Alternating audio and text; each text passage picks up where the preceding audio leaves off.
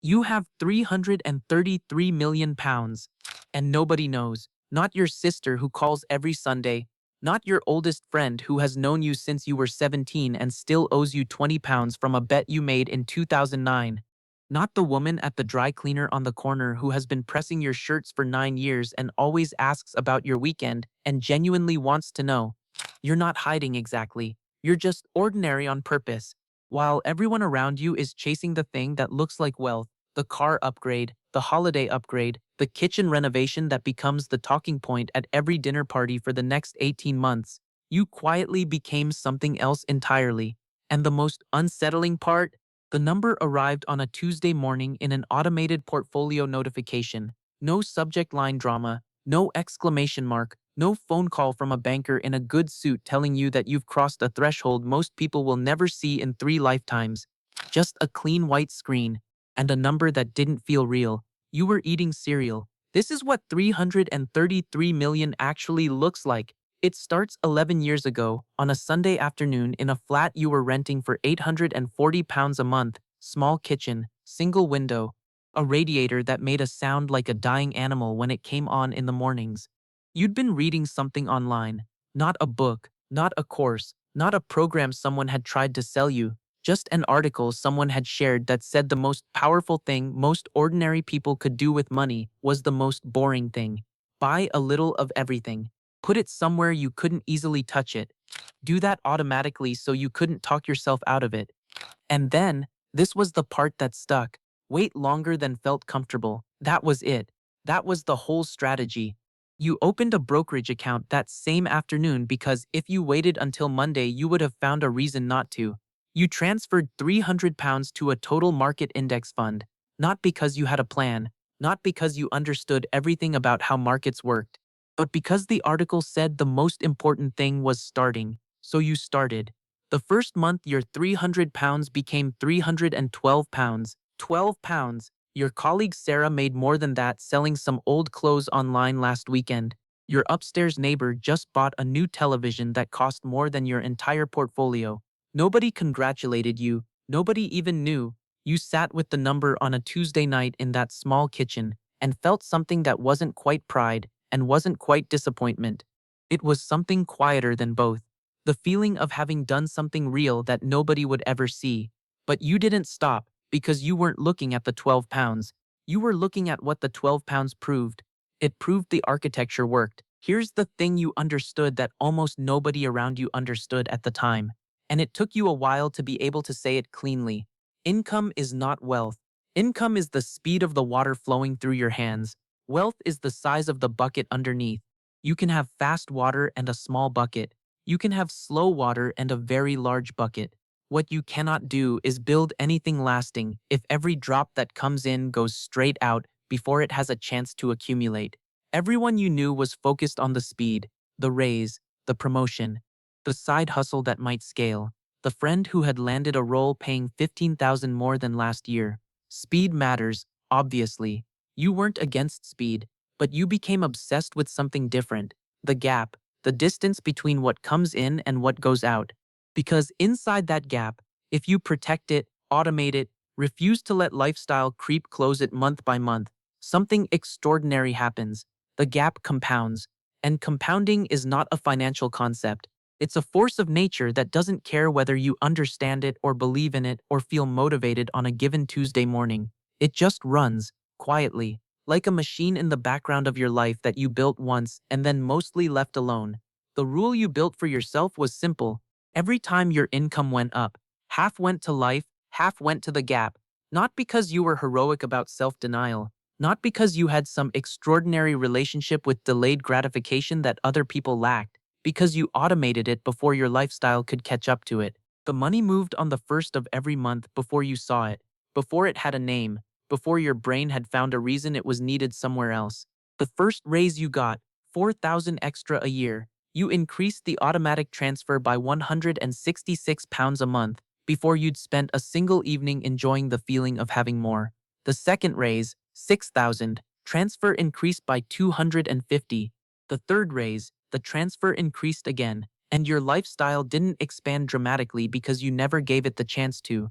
Not through willpower, through architecture. By year 3, the portfolio had crossed £100,000. You know what crossing 100,000 means mathematically because you'd looked it up one evening and sat with the numbers until they made sense. At 7% average annual return, the rough historical average of a diversified global index portfolio over the long term, a portfolio of £100,000 generates approximately £7,000 a year on its own. £7,000 appearing in your account, produced by nothing except money you already had. You didn't go to work for it. You didn't get up early for it. You didn't have a difficult conversation or make a difficult decision or sacrifice a Saturday for it. It was just there, the machine running in the background, generating income from the income it had already generated from the income before that. Money making money making money. Not in a dramatic way, in a quiet Tuesday morning way. You increased the automation to £800 a month. People ask sometimes, not about your money, they don't know about your money, but they ask in the abstract, about investing, about whether it's worth it, about whether now is the right time. And what they're really asking is whether the discomfort of not spending something now is worth the reward of having more later. And you've tried to explain it in different ways over the years, but the explanation that actually lands, the one you eventually settled on, is this. You are not saving money. You are buying future freedom one automated transfer at a time. Every £300 that goes into the account on the first of the month is not £300 you don't have to spend on dinner or a weekend away or a new jacket. It is £300 working 24 hours a day, 365 days a year, in every sector of every major economy on the planet, without asking for anything in return except time. And time is the one input nobody can buy more of. Which means the only real advantage available to an ordinary person, a person without connections, without inheritance, without a network of people who open doors, is starting earlier than feels necessary. You started on a Sunday afternoon in a flat, with a dying radiator. That's all it took. By year 5, you had stopped looking at the account every day, not because you didn't care, because you understood that looking every day was the enemy of letting it work. The research on this is unambiguous. The investors who check their portfolios most frequently make the worst decisions because markets move in ways that feel meaningful in the moment and are almost entirely noise over any period less than 5 years. A 10% drop feels catastrophic when you're watching it happen in real time. It feels like nothing, like a small dip on a long chart when you zoom out to the decade view. So you zoomed out, you checked once a quarter, you read the summary, you confirmed the automation was running, you closed the app, and you went and did something else with the hours you'd have otherwise spent watching a number go up and down and meaning nothing. In year 6, the market dropped 22% in 4 months. You know this because you read about it, not because you felt it in a visceral stomach-dropping way, because by then the account was large enough that 22% represented a number that would have once seemed like a lot of money. People around you were talking about it constantly, colleagues checking phones, financial news everywhere, the word crisis used casually at lunch. Someone asked you at a dinner whether you were worried about your investments. You said you had some index funds and you weren't really watching them closely. They looked at you with something between pity and concern. Poor thing, they thought, doesn't even understand what's happening. What was happening was that your automated transfer went in on the first of the month and bought more units at a 22% discount than it would have bought the month before. You didn't engineer that. You didn't time it. You just kept the automation running. And when the market recovered, as it had recovered from every previous drop in its entire history, those discounted units were worth considerably more than what you'd paid for them. The drop wasn't a crisis. It was a sale. You just had to not be in a hurry. Your accountant's name is David. He has been doing accounts for 11 years. He has seen chaotic freelancers, sole traders who kept receipts in a carrier bag, restaurant owners who ran their entire finances through a single personal current account and called it bookkeeping. He does not impress easily. He sits across from you at a small table in his office on the 3rd floor of a converted Victorian building and opens your file. He reads slowly. He does not say anything for a long time. Then he looks up and says, "This is the most deliberately boring portfolio I have ever seen." He means it as a mild criticism. He is suggesting, gently, that you might want to consider something with more growth potential, something with a story, something he could explain to his other clients as an example of sophisticated thinking. You take it as the highest compliment you have ever received, because boring is exactly what you've been building. Not a brand, not a vision, not a company with a mission statement and a pitch deck and an origin story for a podcast. Just a quiet collection of index funds and automated contributions and reinvested dividends working their way through the global market decade after decade. David flips through the file again. He asks about diversification into alternatives. Private equity maybe, commodities, something more interesting. You tell him the portfolio is already diversified across thousands of companies in dozens of countries through the funds themselves. He nods like he expected that answer and doesn't fully understand it. Here is what the account actually contains at year 8. A global total market index fund. Started with £300 on a Sunday afternoon in a flat with a dying radiator, now worth £940,000. A stocks and shares ISA maxed out every year since year 2, compounding inside a tax-free wrapper that the government cannot touch, growing silently, invisibly, without any intervention from you beyond the annual instruction to increase the contribution limit. A self-invested personal pension containing 18 years of contributions and employer matches that most of your colleagues had treated as an afterthought. You had treated it as a second automated wealth engine running in parallel. 3 accounts, 0 individual stocks, 0 cryptocurrency, 0 angel investments in your cousin's app idea, 0 involvement in the property development scheme someone at a networking event described to you as a guaranteed 12% return, which you knew was not how guaranteed returns worked. Just the market, all of it, at the lowest possible cost. David closes the folder. He says he will have the annual summary ready by Thursday. You thank him and walk to the car. It is a 7-year-old Volkswagen Golf with a small dent in the passenger door from a car park in Cheltenham that you've been meaning to get fixed for 4 months. You do not get it fixed. There's a man at the networking event later that week. You've seen his type before. He's wearing a casual shirt that you later look up and discover costs £280. He drives something matte gray and custom. He talks about his investments the way some people talk about their personality, loudly in the direction of whoever might be listening. He mentions a private fund he has access to. He mentions a property in Lisbon. He mentions a tech company he got into at seed stage. He is performing wealth carefully and at considerable expense. You arrived in the 7-year-old Golf. You are wearing a jumper that cost £35 in a sale. Your watch tells time and does nothing else. When he asks what you do with your money, you tell him you mostly just use index funds. You watch his face make the calculation. The car, the jumper, the index funds. He smiles politely and turns slightly towards someone else. In his head, you've already been sorted. Comfortable maybe, not sophisticated, not worth the full pitch. Good. That moment, that small quiet dismissal, is worth more to you than anything else that happens tonight.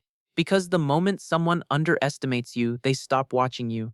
And the moment they stop watching you, you can do exactly what you want. You think about your father sometimes.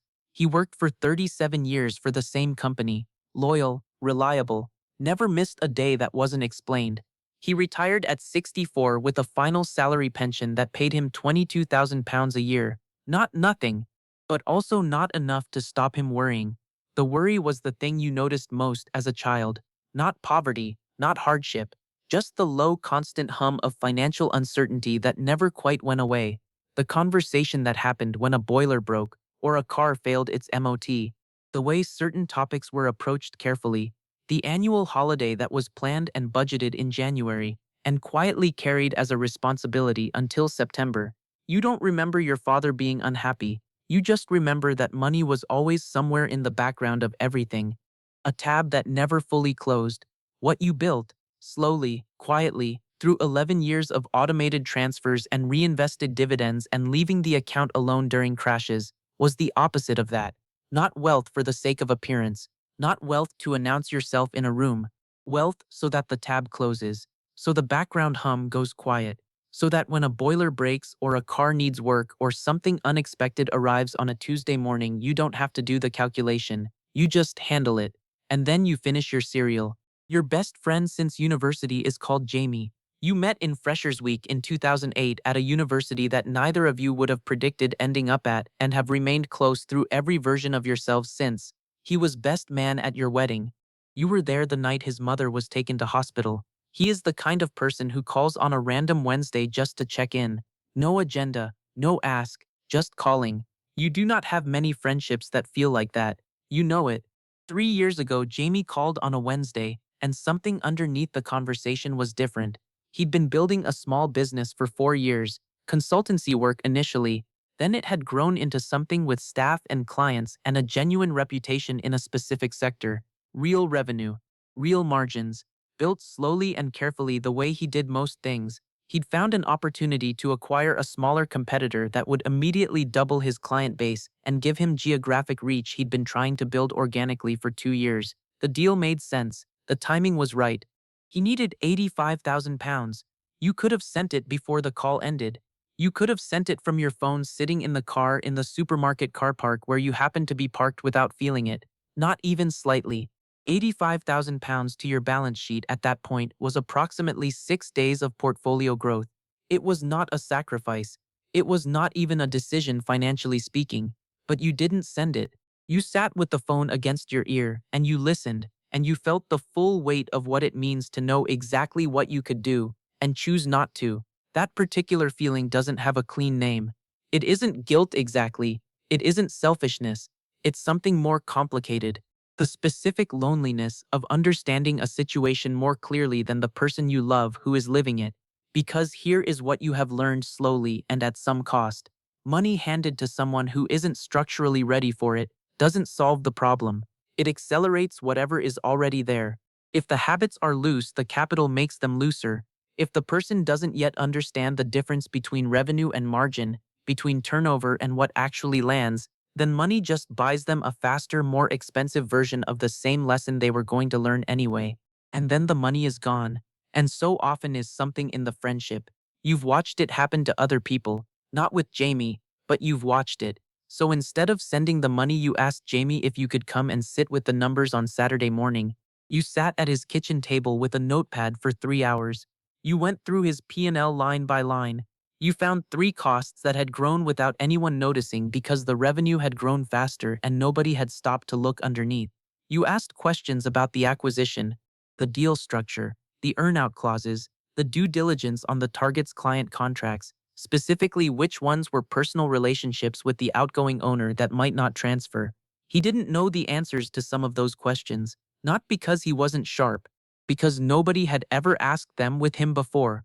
You went back the following Saturday, and the one after that. By the fourth Saturday, Jamie had renegotiated the deal structure entirely. The price had come down by 18,000 because the due diligence had surfaced a client concentration risk the seller hadn't volunteered.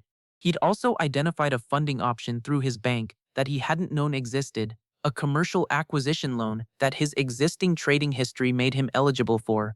He completed the deal 6 weeks later with his own capital and a loan that his business cash flow would service comfortably. He called you the night it completed. He was laughing and a little emotional the way people get when something they worked for actually arrives. He said he couldn't have done it without you. You didn't tell him what you could have written the check for. You will probably never tell him. That's not modesty. It's just an understanding of what the story needed to be. His story, built by his decisions, owned by him in a way that no transfer from your account could have made possible. There are rooms inside your life that nobody gets to walk into. That's the part that doesn't get easier with time. Not the privacy itself. You've made peace with that. It's the specific weight of watching someone you love navigate something that you could remove for them in 60 seconds. And knowing, fully, clearly, without any doubt, that removing it would be the wrong thing. Sitting with that knowledge across a kitchen table 4 Saturdays in a row, there is a version of having this much money that is entirely comfortable and uncomplicated. You don't live that version. The version you live is the one where the number is large enough to solve almost every problem the people around you will ever face. And the job, the actual ongoing work of having it, is understanding which problems to solve and which ones to let people solve themselves. That distinction is not obvious. It is not comfortable, and nobody prepares you for it. The notification arrives on a Tuesday morning at 7:42. You are eating cereal at the kitchen table, not a dramatic cereal, just the same cereal you have eaten on Tuesday mornings for longer than you can specifically remember. The morning news is on in the background, something about interest rates, Something about a planning dispute somewhere. The ordinary soundtrack of an ordinary Tuesday.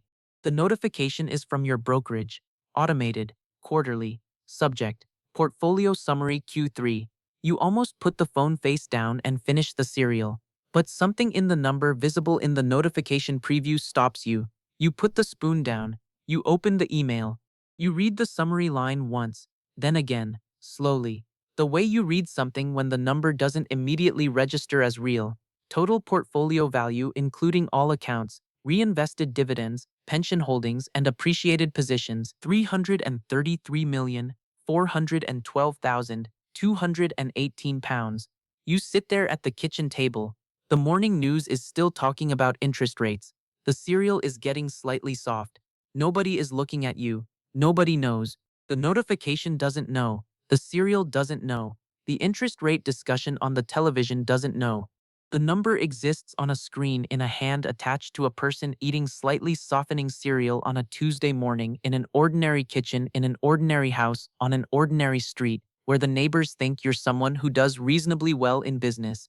They're not wrong. They're just several zeros off. You thought this moment would feel different. You had imagined it at various points over the years the way everyone imagines a milestone, with ceremony attached, a before and an after with a seam between them you could feel. There is no seam.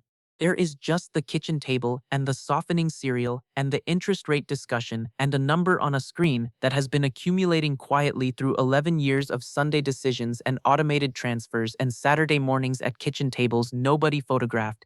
You put the phone face down. You finish the cereal. You wash the bowl. You put it on the drying rack. 11 years ago, you transferred £300 to a total market index fund on a Sunday afternoon because an article said the most important thing was starting. £12 appeared the first month. You sat with that number on a Tuesday night in a flat with a dying radiator and felt something you couldn't name. It wasn't pride. It wasn't disappointment. It wasn't enough to tell anyone about. This is the same feeling, exactly the same, just with more zeros behind it, and that's not nothing. That might actually be everything, because it means the feeling was never about the number. It was about the proof that the system works, the quiet satisfaction of an architecture running the way you built it to run, without drama, without applause, without anyone at the breakfast table having any idea. You put the bowl on the drying rack. The portfolio will do whatever it does today. The market opens in an hour and 20 minutes. You have a call at 9. Nothing about the outside of your life has changed in the last 6 minutes, and nothing will change tomorrow either. The Golf still has the dent in the passenger door. Your sister will call on Sunday. Your friend Jamie will be at his desk, closing deals he earned through 4 Saturday mornings at a kitchen table. And somewhere this week, you're going to watch someone spend money to look like they have it. And you're going to notice something you couldn't have named 11 years ago in that small flat with the dying radiator. That the performance of wealth and the architecture of it are rarely found in the same person at the same time. The performance is loud, the architecture is quiet. The performance needs an audience, the architecture just needs time. You've always been better at quiet. The knowing doesn't make Tuesday easier, but it does make you wonder something you come back to more often than you'd expect. What are you actually building, and for whom? And when you finally know the answer to that second question, really know it, that's when the number stops being the point entirely, and the architecture becomes everything.